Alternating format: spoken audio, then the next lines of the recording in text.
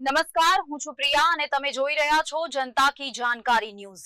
નજર કરીએ આજના સમાચાર ઉપર। વડોદરામાં પેટ્રોલ અને ડીઝલના ભાવમાં ફરી એક વખત વધારો નોંધાતા સામાન્ય નાગરિકોના બજેટ પર સીધી અસર જોવા મળી રહી છે।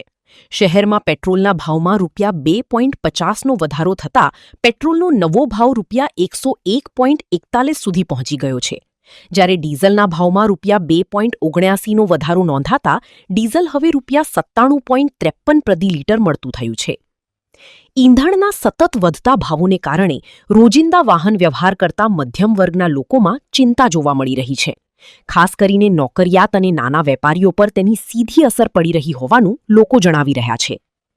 વૈશ્વિક પરિસ્થિતિ અને આંતરરાષ્ટ્રીય બજારમાં કાચા તેલના વધતા ભાવોને કારણે દેશમાં ઈંધણના દરોમાં વધારો થઈ રહ્યો હોવાનું માનવામાં આવે છે।